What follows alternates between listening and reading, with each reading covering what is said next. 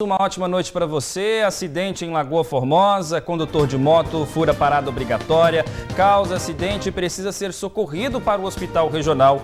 Corpo de idoso é encontrado em estado de decomposição em Patrocínio. Curso de Publicidade e Propaganda promove a 16ª Semana da Comunicação. Base do SAMU Regional é inaugurada, mas serviço não tem data para ser iniciado.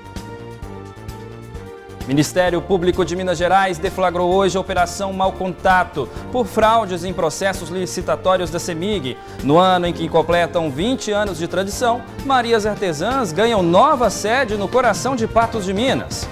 Ministério Público do Trabalho e Auditoria Fiscal do Trabalho acompanharam hoje o pagamento dos direitos trabalhistas e indenização de 91 trabalhadores resgatados de condições análogas à escravidão. Mamoré enfrenta nesta quarta-feira, em Itaúna, o Inter de Minas. E ao vivo, direto do auditório do Cicobi Credicopa, Andressa Souza com as informações do lançamento do projeto Renascer Natalino. 30 de agosto de 2022, o NTV News está no ar.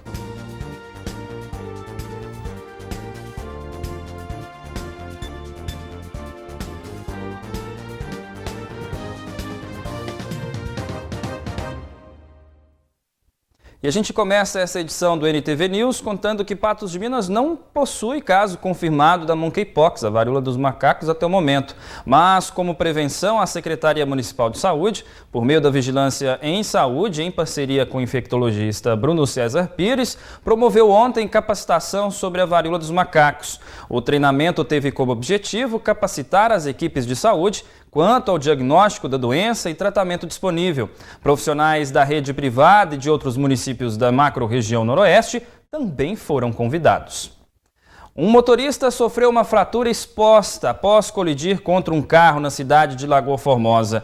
O acidente aconteceu nesta segunda-feira no cruzamento da rua José Marciano Brandão com a rua José de Matos, no bairro Bela Vista. O condutor da moto com placas de Carmo do Paranaíba foi socorrido por uma ambulância da Prefeitura Municipal com fratura exposta no fêmur da perna esquerda e logo após encaminhado para o Hospital Regional em Patos de Minas. Já o condutor do automóvel, um rapaz de 25 anos, residente em Patos de Minas, contou que o motoqueiro invadiu a parada obrigatória e colidiu contra o veículo. A gente continua porque o corpo de um idoso foi encontrado em estado de decomposição na região central de Patrocínio. Segundo as informações da Polícia Militar, o corpo de José Eustáquio dos Reis, de 73 anos, foi encontrado em estado de decomposição em um quarto da casa onde morava. Foi identificada pelos militares uma possível lesão no pescoço do idoso. Também foram observadas manchas de sangue espalhadas na sala da casa. Ainda segundo a Polícia Militar, o corpo do idoso pode ter sido arrastado até o quarto. Os familiares do senhor informaram que deram falta dos documentos pessoais e de um televisor. A suspeita é que o idoso foi vítima de latrocínio, que é o roubo seguido de morte. Na sequência, a gente mostra ao vivo da sede do Cicobi Credicopa, a repórter Andressa Souza vem falar sobre o lançamento do Renascer Natalino. E curso de Publicidade e Propaganda promove a 16ª Semana da Comunicação. Já já. E agora a gente fala que o curso de Publicidade e Propaganda do Unipam promove a 16ª Semana da Comunicação. O tema central é a multiatuação do profissional de comunicação social. No primeiro dia da SECOM, uma mesa redonda aborda o tema central escolhido para essa 16ª edição. Nessa mesa redonda, nós vamos falar sobre as multiatuações do profissional de comunicação social. A gente sabe que o profissional de comunicação social, ele é um profissional bem versátil, né? Ele tem talentos diferenciados que o coloca no mercado. Então, nós vamos discutir, né, o que ele pode acrescentar dentro desse tema. O evento é aberto para todos os profissionais da área de comunicação, professores, estudantes e interessados pelo tema. Para mim é um evento mais importante do ano, né, para a área da comunicação social, tanto de Patos quanto da região. É aqui que os profissionais se encontram, é aqui que os alunos trocam ideias, né, conhecem mais sobre o mercado, trazem experiências novas, né, não só do mercado, mas também de sala de aula. Então aqui é essa troca de informação. um profissional respaldado de conhecimento, ele consegue muito além. E é claro que a faculdade e a universidade em si, ela tem tudo para nos oferecer para a gente ser profissionais bem capacitados, mas esses mini cursos que a SECOM oferece, conhecer o mercado através dos olhos de outros profissionais que atuam, isso agrega muito no nosso currículo e abre a nossa mente para a gente conseguir colocar muitas referências e de fato ingressar depois no mercado de trabalho, dando aí o melhor da gente, o melhor de si. Ainda é possível se inscrever para a SECOM no site unieventos.unipam.edu.br. A programação do evento vai até a próxima quinta-feira, dia 1º de setembro. Nós vamos ter os workshops, terça e quarta-feira. Workshops sobre assessoria de comunicação e outros sobre social media. E na quarta-feira nós também vamos ter 2 workshops. Um nós vamos falar sobre produção e organização de eventos e outros é na área gráfica, né, motion graphics. E nós encerramos nosso evento na quinta-feira, às 19 horas, também aqui no Salão do Júri, que nós vamos ter uma palestra motivacional relativo à criatividade, né? E agora a gente traz para você que mulher pede a ajuda da população para pagar dívida hospitalar do marido e despesas básicas. O casal não está trabalhando por motivos de saúde. Ela machucou o pé e seu marido está internado com uma infecção na cabeça. Leidiane estava grávida de 36 semanas quando quebrou o tornozelo e precisou se afastar de seu trabalho.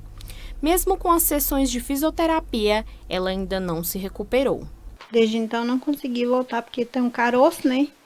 E não melhora meu pé, 100% para me voltar, que eu não aguento ficar muito tempo em pé. A mulher recebeu o benefício do INSS há apenas 6 meses. A sua causa foi parar na justiça. Desde então, Leandro, que é seu esposo, estava arcando com todas as despesas da casa. Mas ele adoeceu e teve que ser internado no dia 23 de agosto. Ele arranjou uma dor de cabeça muito braba, uns 10 dias. E nós foi pelo SUS 2 vezes, ele tomou um punhado de remédio e não adiantou. Aí nós foi e marcou uma consulta, ele constatou que ele estava com uma bactéria na cabeça, já internou ele direto, falou que o estado dele era grave, que ele podia morrer e podia ficar sem um olho. Aí desde esse dia está internado lá. Após receber alta, Leandro ainda vai precisar fazer um tratamento que pode chegar a custar 30 mil e ficar de repouso de 4 a 8 semanas. Ele é caminhoneiro e não tem plano de saúde. A dívida no hospital ficará em torno de 17 mil reais. Como ambos não podem trabalhar por motivo de saúde, a família está passando dificuldades. E nós não tem nada. Não tem de onde tirar? Não tem. Como diz, pode doar qualquer quantia em dinheiro.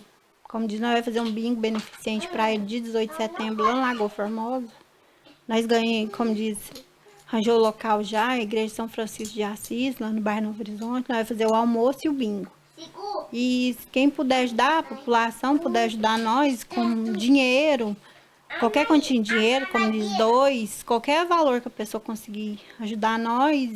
Para doar qualquer valor, o Pix é o CPF 075-344-61626, no nome de Leidiane Ribeiro de Melo. E daqui a pouco você confere aqui no News. Ministério Público do Trabalho e Auditoria Fiscal do Trabalho fizeram hoje o pagamento dos direitos trabalhistas e indenização de 91 trabalhadores resgatados de condições análogas à escravidão. É daqui a pouco.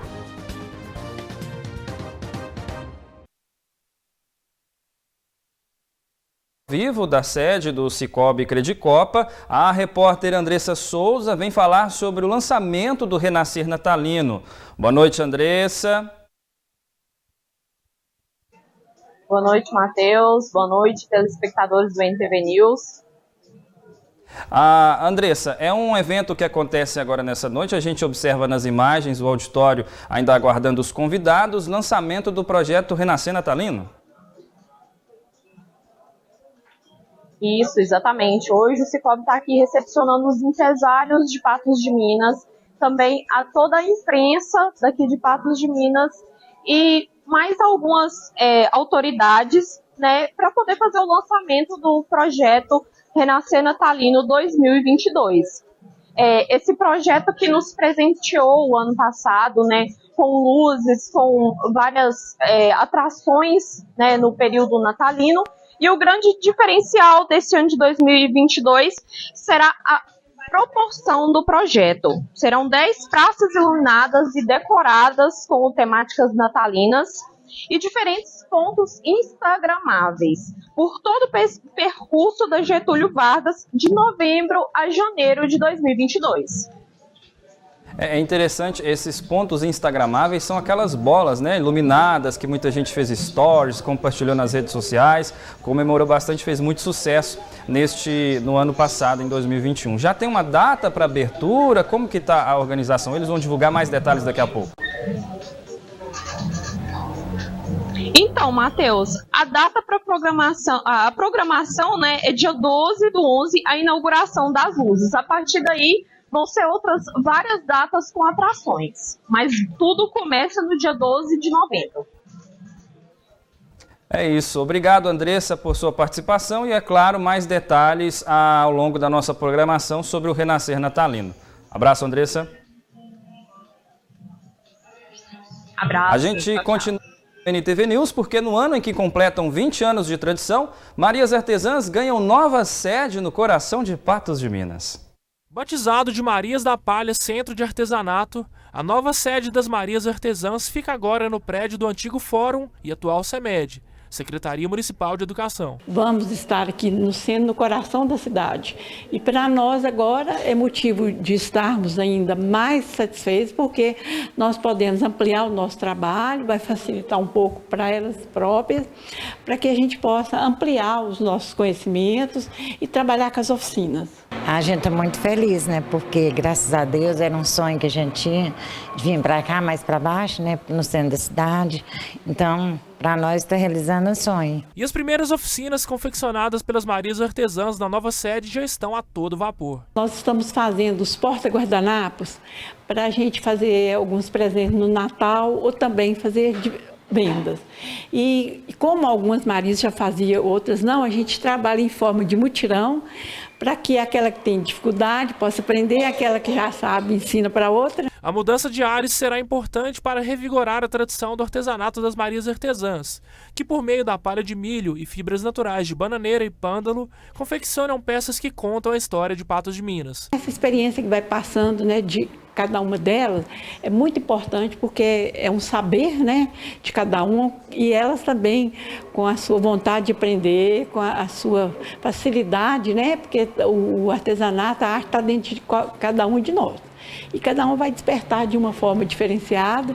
E eu espero, né, que a gente consiga galgar novos rumos e possamos, se Deus quiser, fazer um trabalho grandioso, né? E para prestigiar o trabalho das Marias Artesãs e quem sabe adquirir alguma peça, basta ir até o prédio da CEMED na Avenida Getúlio Vargas e agendar uma visita. Elas vão estar aqui de segunda até sexta-feira, das 13 às 17 horas. Quem quiser visitar o Parque de Exposição, a Dona Marialda está lá também, e a gente vai estar aqui de segunda a sexta, como a Dona Marialda disse, né, de 1 da tarde até às 5, esperando o pessoal de Patos para vir nos visitar. E olha só, na sequência agora a gente assiste que um morador do bairro Lagoa Grande faz uma reclamação grave. Cães têm atrapalhado a rotina dos moradores do bairro. Fabiano Amorim acionou a reportagem da NTV para relatar sobre o acúmulo de cães na orla da lagoa, que, segundo o morador, estaria ocorrendo pelo fato de estarem sendo alimentados por uma vizinha. A mulher trata deles, põe água, põe ração, e eles estão ficando na porta da casa dela lá, com assim que tanto de cachorro, parece que vai juntando dela, tratar deles lá da porta, põe água, ração, e vai aumentando. E os cachorros estão correndo atrás do pessoal. Correu atrás de mim, quase mordeu minha perna, sabe? Em um vídeo registrado por Fabiano, é possível ver um cão correndo atrás de um ciclista. Meu trajeto de eu fazer andar aí, o pessoal também que anda aí, sabe? Já reclamou já que os cachorros estão correndo atrás deles. Eu acho assim, não sou contra cuidar dos cachorros não, mas tem que arrumar um lugar especial para eles, sabe? Porque esse aí tem muita menino pequeno, né? que vem andar de bicicletinha aí, os cachorros correm até atrás dos meninos, sabe? O morador acredita que a mesma senhora que fornece o alimento deveria disponibilizar um local para os animais. Eu conversei com ela, falei para ela falou assim, mas eu não estou fazendo nada, eu estou só tratando deles. Eu falei, pois é, você tinha que arrumar um lugar especial lá dentro da sua casa, arrumar um lugar lá para criar eles lá. Na rua é perigoso, uma hora eles morderam uma criança, mordeu um idoso, de noite é uma maior barulheira aqui nos cachorros. Durante a gravação da reportagem, os cães citados por Fabiano foram encontrados dormindo na orla da lagoa. É uns 8, sabe? Eles vai só aumentando.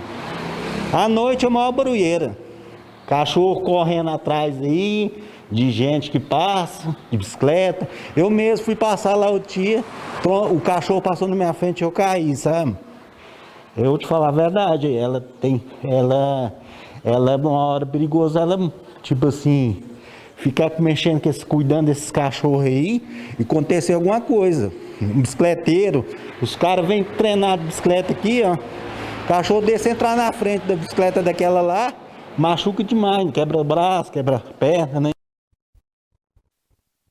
O Ministério Público do Trabalho e a Auditoria Fiscal do Trabalho acompanharam hoje o pagamento dos direitos trabalhistas e indenização de 91 trabalhadores resgatados na semana passada no Triângulo Mineiro e Alto Paranaíba, que trabalhavam em fazendas em condições análogas à escravidão.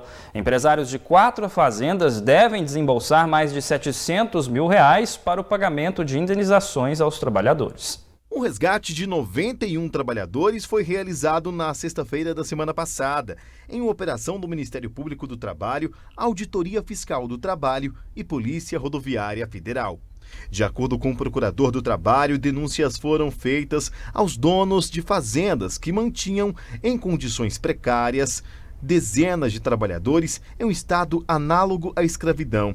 7 adolescentes com idades entre 15 e 17 anos também foram resgatados do local. As condições verificadas eram de absoluta degradância, o trabalho era executado em condições extremamente precárias, não havia refeitório nas frentes de trabalho, os empregados realizavam suas refeições no chão, sem condições mínimas de higiene, não havia local para armazenamento das refeições em algumas propriedades. Os empregados precisavam, em 2 dessas propriedades, os empregados precisavam improvisar fogareiros com álcool, sujeitando inclusive ao risco de incêndio, de queimaduras. Não havia refeitório, não havia instalações sanitárias, eles realizavam suas necessidades fisiológicas no mato. Não eram fornecidos equipamentos de proteção individual, aumentando ainda mais o risco de acidentes de trabalho. Eles realizavam essas atividades sob forte sol e mesmo assim não era fornecida água potável. Eles levavam uma garrafa térmica com água de casa e geralmente água de torneira, e quando essa água acabava, não havia líquido, não havia mais água para reposição hídrica, sendo que o trabalho é extremamente exaustivo. O resgate aconteceu em 2 plantações de milho, que ficam em cidades como Indianópolis e Iraí de Minas, ambas cidades do Triângulo Mineiro. Nesses 2 locais, os trabalhadores catavam palha de milho que posteriormente eram encaminhadas para empresas de cigarro artesanal no Brasil. Em outras 2 plantações de café, localizadas em Campos Altos, no Alto Paranaíba, mais trabalhadores foram resgatados nas mesmas condições. O José Cícero, que veio do estado de Alagoas, mostra a mão calejada do trabalho. O lavrador conta que não recebia o equipamento de proteção individual e que homens e mulheres tinham apenas um único banheiro para usar no local. Banheiro só. Um banheiro para 17 pessoas? Aham. Um banheiro para 17 peão. Dormir no chão, o colchão. E as costas? Meio machucado, né? Dá pra... Mas acabar dá pra levar assim mesmo, né? É o jeito, né? A promessa é de trabalhar, né? Como nós estávamos trabalhando, né? Mas dormir no chão, não pensei muito não, dormir no chão não, né? Esse casal, que hoje mora em Celso Bueno, distrito de Patrocínio, veio de Americana Dourada, na Bahia, com 2 filhos, de 1 ano e o outro de 4 anos. Antes de trabalharem na lavoura, o sonho era outro. O meu sonho é ter, eu já fiz curso de cabeleireira, é ter meu salão, ter minha casa e cuidar de minhas filhas. E um dia, se eu pudesse, eu ia ser policial, mas isso não. Mas por enquanto era só isso mesmo. Muito longe para vocês, sonho? Sim. Vai vivendo, né? Porque na Bahia não tem muitas opções, né? Pra gente. Ainda mais a gente tem filhos, aí mais complicado. A gente tem que sair pro meio do mundo, né? O sonho, sei lá, velho. O que ela decidir, tamo junto. Não almejou muita coisa ainda, não? Não. De boa. Ao todo foram cerca de 90 pessoas que foram trazidas aqui para a Gerência Regional do Trabalho em Patos de Minas para receber o que era de direito delas. A maioria dessas pessoas vem de alguma parte pobre do Brasil, são da Bahia, estado de Alagoas, e todas contam o mesmo testemunho, que vieram para Minas Gerais com a esperança de uma vida melhor, trabalhar nessas lavouras e conseguir sustentar a família que muitas vezes está em outro estado do Brasil. Só que os testemunhos também são chocantes, desde condições precárias de dormitórios, a comida e até a falta de equipamentos de proteção individual na hora de trabalhar. Um inclusive disse que na hora de colher a palha tinha que comprar a própria luva para pegar toda a palha. Recebia cerca de R$5 por 1 quilo do produto. Não tinha banheiro, não tinha água potável, não tinha nada, não tinha teto, não tinha nada. Uniforme, luva para trabalhar tinha? Não tinha nada, tinha cheio de chinelo, era assim. Nessa terça-feira, os trabalhadores receberam as verbas rescisórias e uma indenização de R$720 mil que deve ser dividida entre eles. O pagamento da indenização é um termo de ajustamento de conduta entre o Ministério Público do Trabalho e os donos das fazendas denunciadas. A Auditoria Fiscal do Trabalho está acompanhando o pagamento das verbas rescisórias, das verbas trabalhistas, e o Ministério Público do Trabalho firmou com os empregadores termo de ajuste de conduta com a previsão de pagamento de indenizações em favor tanto do trabalhador quanto da coletividade. Os empresários que mantinham os trabalhadores em trabalho análogo à escravidão também poderão ser denunciados pelo Ministério Público Federal pelos crimes contra a dignidade humana. O termo de ajuste de conduta resolveu a responsabilidade trabalhista destes empregadores. Posteriormente, com o relatório elaborado pela Auditoria Fiscal do Trabalho, os fatos são levados ao conhecimento do Ministério Público Federal, a quem cabe analisar a responsabilidade, pleitear, se for o caso, a responsabilização criminal daquele que for considerado responsável pelo crime de redução à condição análoga de escravo, que é um fato previsto em lei como crime. E aqui no News você confere daqui a pouco. Base do SAMU Regional é inaugurada, mas serviço não tem data para ser iniciado. O Ministério Público de Minas Gerais deflagrou hoje a Operação Mau Contato, por fraudes em processos licitatórios da CEMIG. E a análise da notícia na sequência. E foi entregue nesta terça-feira a sede do SAMU Regional em Patos de Minas. Apesar de não se ter data certa para o início dos trabalhos, sabe-se que os servidores do SAMU Regional terão que ser realocados. Na reforma da antiga UPA na Avenida Marabá, foram gastos mais de R$1.500.000 para que a estrutura possa abrigar a sede do SAMU Regional. Nós temos uma reforma de mais de R$1,5 milhão para abrigar aqui a base de Patos de Minas do SAMU Regional e a central de regulação do SAMU Noroeste inteiro.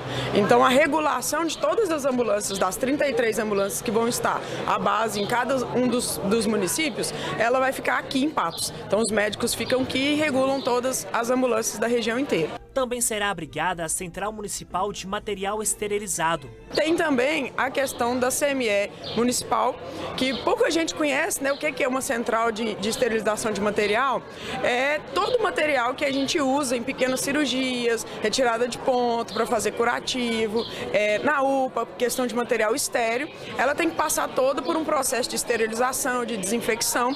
E hoje a Patos tinha essa esterilização muito fragmentada. Em algumas UBSs e na UPA, mas funcionava 24 horas, a autoclave era pequena, para a gente conseguir cobrir a demanda. Então nós conseguimos adquirir 2 autoclaves grandes e montar a central de esterilização com todas as normas de vigilância sanitária. O projeto foi desenhado pelo Estado para que possa atender os 33 municípios. O SAMU regional é uma dos principais pontos para habilitação, principalmente da cardiologia.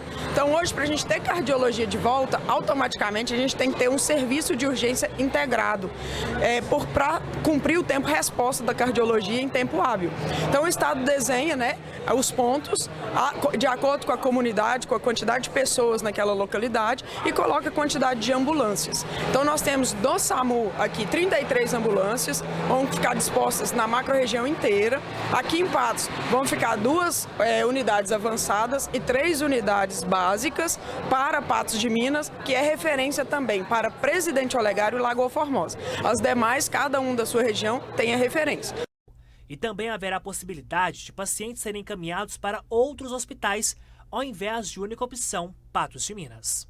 Não vai existir aquela situação de Lagoa Formosa, Presidente Olegário, enfim, São Gotardo, João Pinheiro, todas as cidades que compõem a nossa macro-região de saúde de 33 municípios, precisarem do serviço do SAMU e acabarem enviando os pacientes para Patos de forma improvisada. Porém, os servidores do SAMU municipal serão realocados em funções dentro da prefeitura. O SAMU municipal, né, ele é do CISREUNO, que é um consórcio intermunicipal. Então a gente paga um rateio para o CISREUNO, que é uma divisão, né, de cada município, paga por população. Nós temos X mil habitantes, nós vamos pagar tantos reais por habitante. E assim faz todos os municípios. Como é um rateio intermunicipal, não tem como administrativamente e judicialmente, que nós olhamos toda essa parte jurídica e tudo, a incorporação deles, né, a cessão do município para eles, porque existe salário diferente, carga horária diferente, e isso impactaria direto no rateio de todos os outros municípios. Então, essa incorporação, ela não vai ser possível por causa disso, mas serão realocados dentro do serviço da prefeitura. Conversas serão feitas com servidores. Nessa quarta-feira, estarei com eles novamente no gabinete para a gente discutir a situação de forma totalmente transparente e ver o que é o melhor para a população, sem ferir os direitos deles. Eles estão dentro do Estatuto do Servidor, ninguém vai ter remuneração alterada, ninguém vai ter nenhum direito alterado. Ressalta-se que apenas a sede do SAMU foi entregue. Ainda não há data firmada para o início dos trabalhos. A gente fica agora no aguardo do CISREUNO, que é o consórcio do SAMU regional, que é quem vai fazer essa administração. A expectativa é que seja inaugurado o serviço até o final do mês de setembro, de acordo com as previsões deles, que eles nos passaram. E agora aqui no NTV News, o Análise da Notícia. Ao meu lado, o jornalista Gui Boaventura. Boa noite, Gui. Boa noite, Matheus. Boa noite ao nosso telespectador. Gui, aqui são 2 situações. A primeira é que a estrutura foi entregue, mas ainda sem uma previsão para funcionamento efetivo. E também os servidores do SAMU municipal, que agora vão precisar ser realocados para outros cargos ou outros setores da Prefeitura Municipal. Isso é um pouco incoerente, não? Não está certo, porque foi feito um concurso e esses funcionários da Prefeitura que prestam serviços no SAMU são cedidos através de um convênio. Isso finaliza agora sendo um SAMU regional, e eu quero falar sobre isso.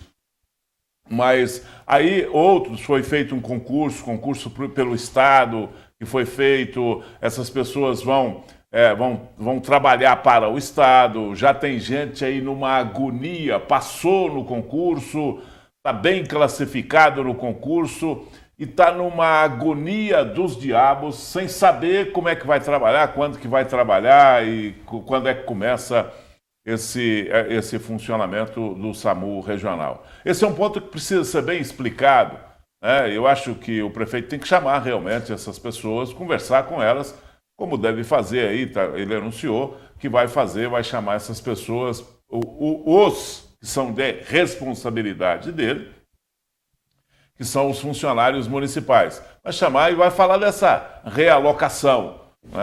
Não pode diminuir salário, não pode ir exercer uma profissão ou uma função que não é compatível com o concurso que prestou. Tem tudo isso aí, isso precisa ser bem administrado, mas acredito que a prefeitura, inclusive até pela falta de gente trabalhando em postos de saúde, né, na UPA e etc., isso vai ser fácil realocar esses funcionários, que não são muitos. Não são muitos que devem ser realocados aí, não. A maioria deles são funcionários da prefeitura, mas tem grande parte que são funcionários do Estado. Agora, em relação ao SAMU regional, se tem alguma coisa que funciona nessa cidade, ou que funciona no Estado, ou que funciona no Brasil, é o SAMU. SAMU é para começar, quem vai prestar serviço no SAMU é um abnegado, né? É uma pessoa que vai prestar esse serviço porque está na sua alma o desejo de prestar aquele serviço. São profissionais diferenciados, como são profissionais na área, por exemplo, do bombeiro. Quem se destina a ser bombeiro é porque quer ser bombeiro, é porque definiu que quer ser bombeiro. No SAMU é do mesmo jeito, né?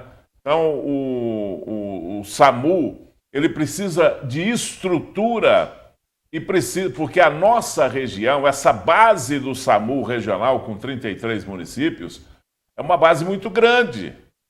Não é um negocinho pequeno que vai dar para prestar um serviço de qualidade, né, a tempo e a hora para todas essas cidades. Então é preciso a gente ficar atento aí, porque nós vamos ter, principalmente no começo, no princípio do funcionamento do SAMU regional, desencontros, eu já vi isso sendo feito em outros locais. Nós vamos ter desencontros e vamos ter falta de estrutura, porque, por exemplo, na base de Patos de Minas não agrega absolutamente nada. Agrega o que vai atender o regional, mas agrega, por exemplo, a Praça de Presidente Olegário e a Praça de Lagoa Formosa.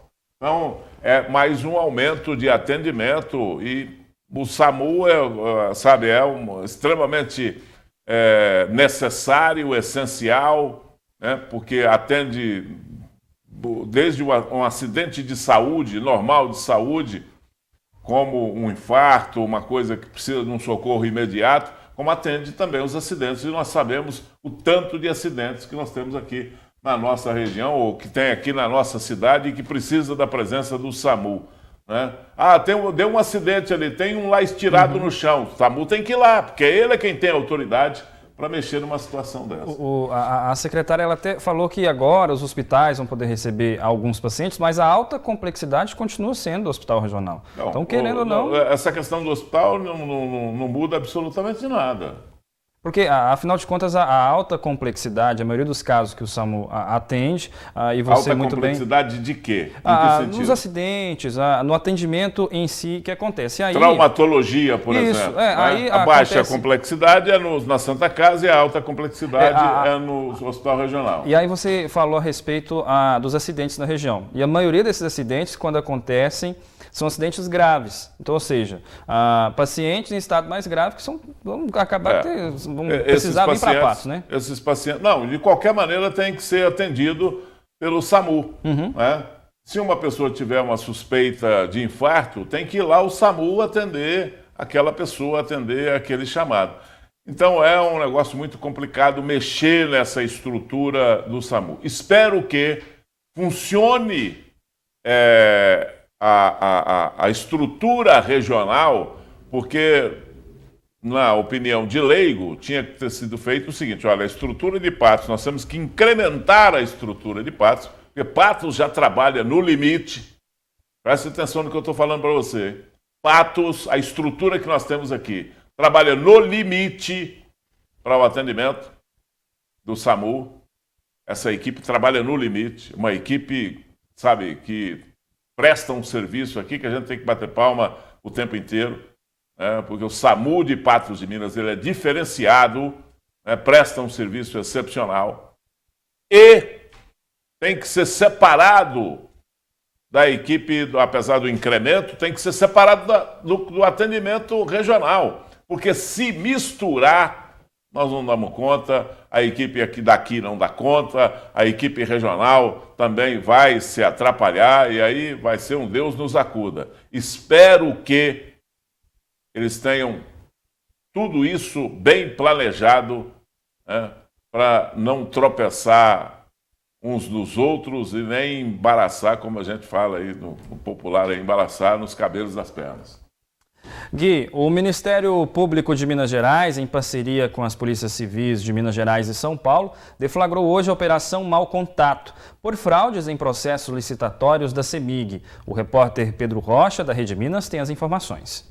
Integrantes do Ministério Público Estadual de Minas Gerais e também da UCC, Unidade de Combate ao Crime e à Corrupção, deflagraram hoje a Operação Mau Contato, que visa combater fraudes na CEMIG que se iniciaram no ano de 2018. Essas fraudes foram identificadas pela própria CEMIG a partir de 2019. Foram cumpridos hoje 9 mandados de busca e apreensão contra empregados públicos da empresa, servidores e também empresários envolvidos em fraudes com o processo licitatório. Esses mandados foram cumpridos, 2 em Minas Gerais, em Belo Horizonte, em Sarzedo, e 2 no estado de São Paulo. As investigações seguem em segredo de justiça, mas o importante é que a CEMIG colaborou com estas investigações. A própria CEMIG deu início às investigações, foi extremamente colaborativa. Nós não teríamos chegado na fase em que chegamos, nem angariado as provas que conseguimos, se não fosse a participação da empresa. De fato, foi até onde poderia, dentro da investigação interna, em seguida representou o Ministério Público e, com base na investigação da CEMIG, o Ministério Público deu continuidade e hoje deflagrou aí essa fase ostensiva. A partir, então, da análise do material obtido na data de hoje, nós vamos poder concluir as investigações, né, com essas provas complementares e, a partir da conclusão, aí promover as ações de responsabilidade que entendemos cabível ao final. Gui, uma situação muito delicada, afinal de contas, aqui eu vou fazer alusão a 2 empresas estatais do Estado, né, 2 estatais, que é a Copasa e a CEMIG, e em situações muito delicadas. Nesse caso da CEMIG, a gente vem acompanhando aí esse emparelhamento dessa estatal. E acaba que o cliente da CEMIG é quem paga o preço. Olha, nesse caso aí, a investigação de fraude de licitação na CEMIG, isso acontece em todas as empresas onde a direção é do governo. Todas elas. Nós falamos demais há pouco tempo aí a respeito do Petrolão, do que entraram nessa questão da corrupção na Petrobras. Não é diferente nessas outras empresas em que o governo é quem manda.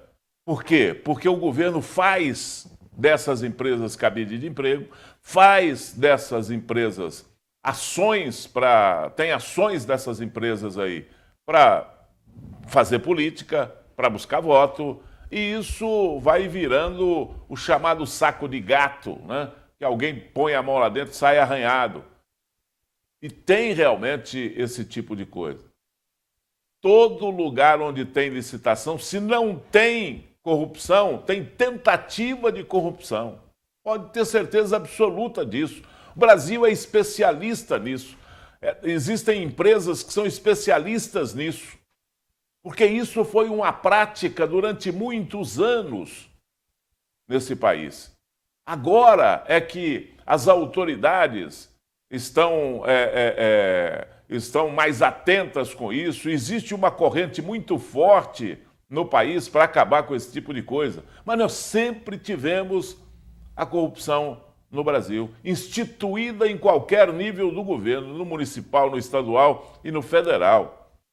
Então, uma empresa dessa como a CEMIG, como a Copasa, como qualquer outra empresa que esteja na mão do governo, o governo mete o dedo lá, faz de lá cabide de emprego. Portanto, existem cargos lá na CEMIG, por exemplo, que é só, cargos de rainha da Inglaterra.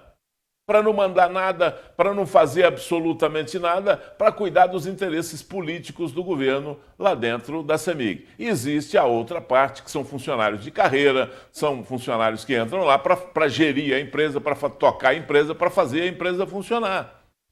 Essa outra parte é que proporciona esse tipo de coisa e dá aí um estardalhaço desse, provoca, né, uma onda de investigação, né, escândalos, e vai por aí afora, justamente porque é uma empresa que quem dá as cartas na maioria dos relacionamentos dessa empresa é o governo.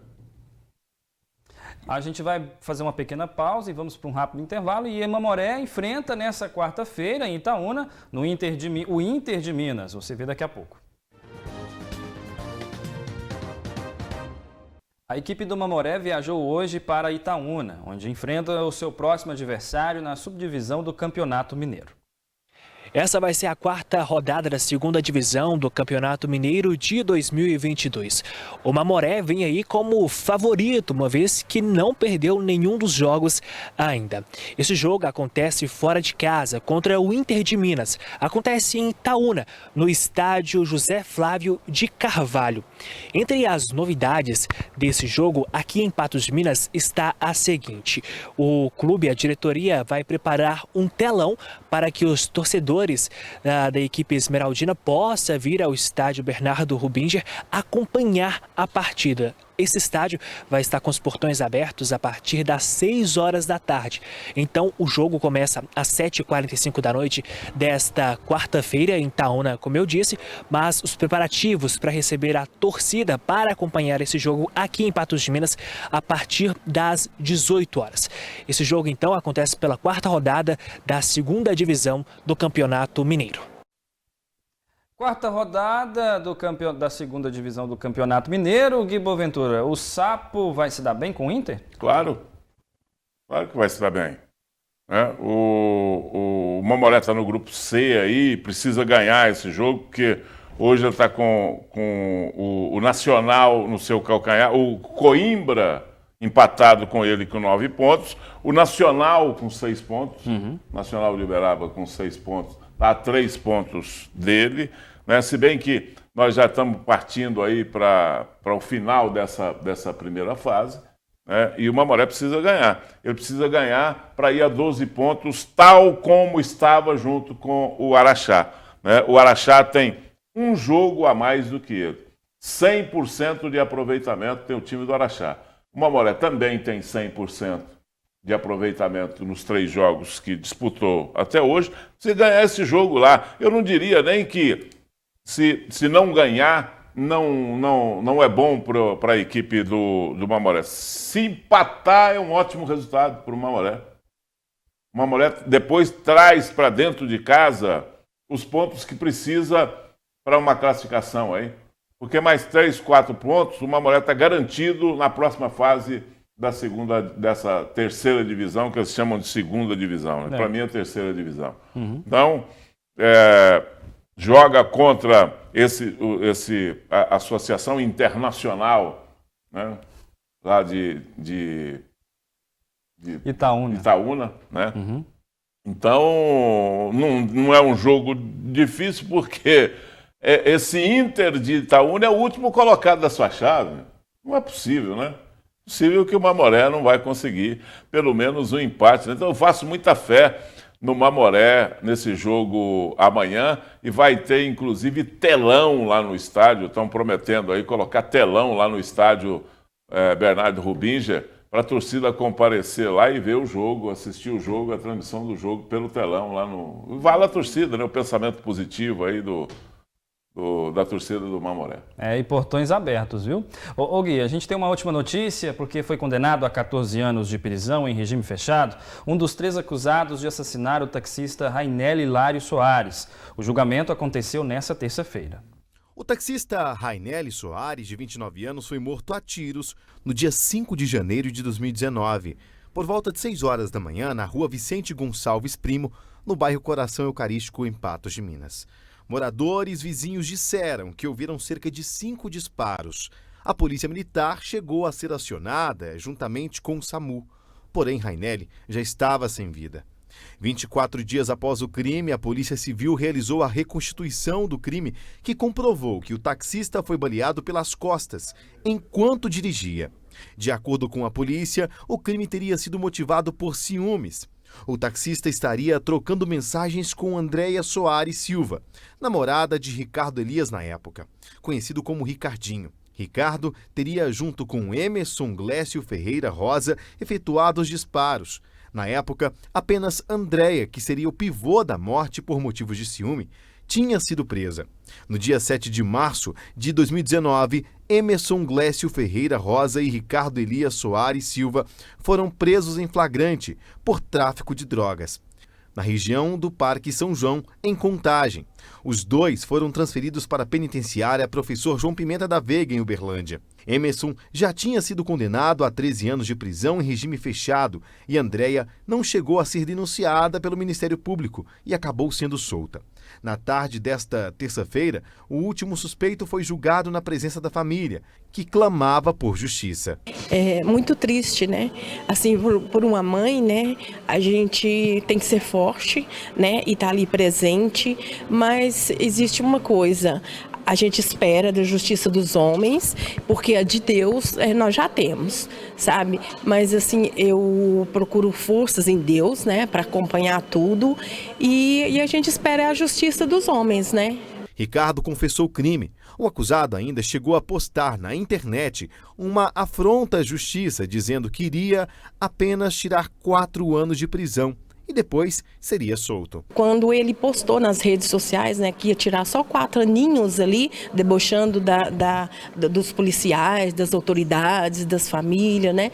Então, assim, agora ele está implorando ali o juiz, né, para que tem 3 anos que ele está na cadeia, né, e que está sofrendo muito, né, mas ele está contradizendo, né, porque ele disse que nas redes sociais que é só 4 aninhos de cadeia, né, então a gente fica muito triste, né, porque eles parece uma coisa assim bem premeditada, eles fazem, né, e não pensam nas consequências, depois fica fazendo de vítima, né, de coitadinho, né. O avô do acusado atribui a culpa da morte de Rainelli à namorada de Ricardo, que estaria traindo o acusado na época do crime. Isso aí é problema da mulher, né, que é a tarde da Andréia, né.